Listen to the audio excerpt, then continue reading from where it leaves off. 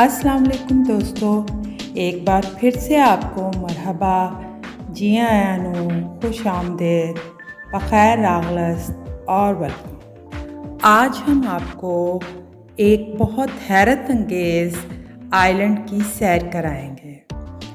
Chilli की साहिल से बहुत दूर गहरे पैसिफिक ओशन में चिली से 2182 माइल्स और 3686 किलोमीटर के फासले पर एक आइलैंड पाया जाता है, जिसकी शोहरत की वजह यहाँ पाए जाने वाले देव कामत स्टैचूज़ हैं। पैसिफिक ओशन के इस रिमोट आइलैंड पर हज़ारों की तादाद में पाए जाने वाले ये स्टैचू आखिर बनाए किसने?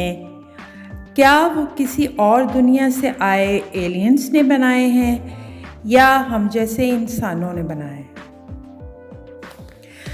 नाजरीन, ये बात है 1722 की, यानी आज से तकरीबन 300 साल पहले, जब एक यूरोपियन एक्सप्लोरर जैकब रोगेवीन अपनी कश्ती में तैरते तैरते गलती से इस आइलैंड पर आ पहुँचे। उसने देखा कि पत्थर से बने स्टैचू समुंदर को पीठ देकर खड़े हैं। देखने से ऐसा लगता था कि इन स्टैचूज़ को बड़ी महारत से बनाया गया था। जैकब को ये मंजर हैरानकुन लगा। तभी उसने जब पूरे आइलैंड को मज़ीद एक्सप्लोर किया तो पता चला कि पूरा आइलैंड कई सौ स्टैचूज़ से भरा पड़ा है। कुछ खड़े हैं, कुछ ज़मीन पर ऊंधे मुंह पड़े हैं। जिस दिन वो यहाँ पहुँचा वो ईस्टर का दिन था, इसलिए उसने इस आइलैंड का नाम ईस्टर आइलैंड रख दिया।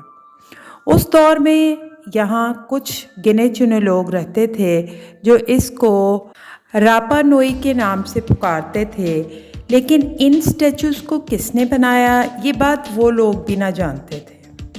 उस दिन के बाद यहाँ आर्कियोलॉजिस्ट और एक्सपर्ट्स इसके पीछे छुपे राजों से पर्दा उठाने में लग गए। 300 सालों से रिसर्च के बाद ये कहना गलत ना होगा कि हम इस मिस्ट्री को सॉल्व करने के काफ़ी करीब पहुंच चुके हैं।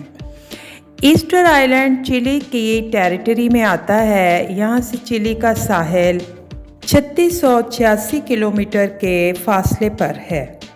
एक नॉर्मल शहर जितने इस आइलैंड पर तकरीबन 1000 बड़े बड़े स्टैचूज़ मौजूद हैं। इनको मोई कहा जाता है।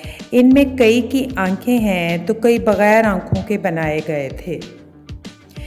एक तहकीक के मुताबिक ये 13वीं सदी में बनाए गए थे, यानी आज से तकरीबन 700 साल पहले।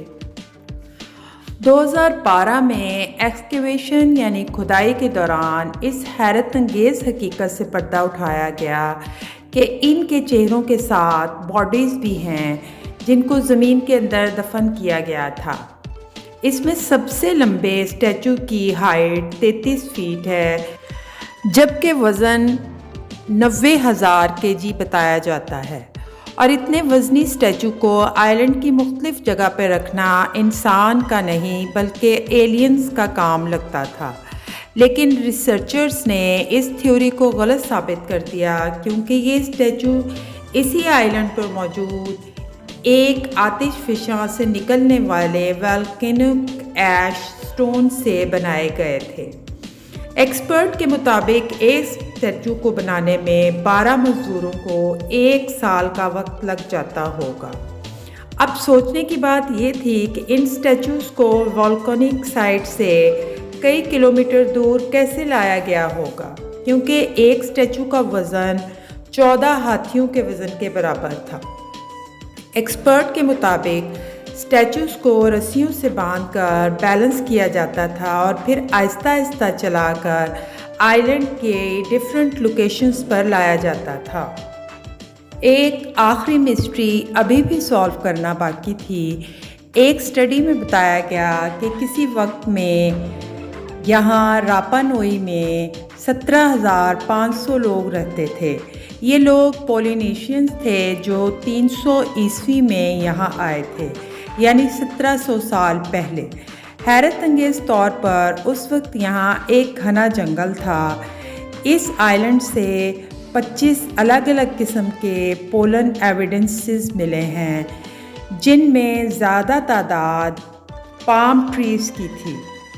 यहाँ पर आने वाले लोग क्योंकि फार्मर्स थे, इसलिए इन्हें खेती बाड़ी के लिए ज़मीन की ज़रूरत थी ताकि वो फसलें उगा सकें।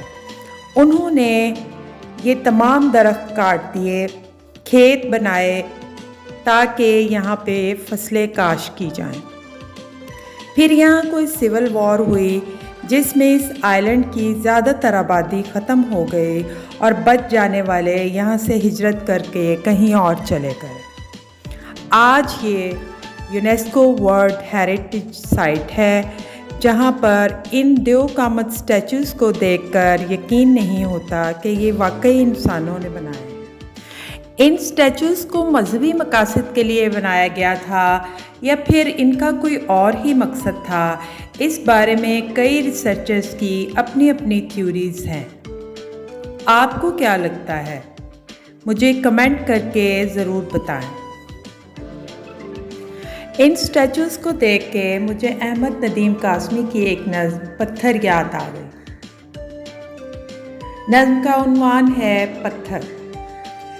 रेत से बुत न बना ए मेरे अच्छे फनकार, एक लम्हे को ठहर मैं तुझे पत्थर ला दूँ। मैं तेरे सामने अंबार लगा दूँ, लेकिन कौन से रंग का पत्थर तेरे काम आएगा? सुर्ख पत्थर जिसे दिल कहती है बेदिल दुनिया, या वो पथराई हुई आंखों का नीला पत्थर जिसमें सदियों के तहय्युर के पड़े हों डोरे। क्या तुझे रूह के पत्थर की ज़रूरत होगी जिस पे हक बात भी पत्थर की तरह गिरती है? एक वो पत्थर है जो कहलाता है तहज़ीब सफ़ेद, उसके मरमर में स्याह खून झलक जाता है। एक इंसाफ का पत्थर भी तो होता है, मगर हाथ में तेशाए ज़र हो तो वो हाथ आता है। जितने मयार हैं इस दौर के सब पत्थर हैं, जितने इक़दार हैं इस दौर की सब पत्थर हैं। सब्ज़ा और गुल भी, हवा और फ़िज़ा भी पत्थर। इस ज़माने में तो हर फ़न का निशान पत्थर है।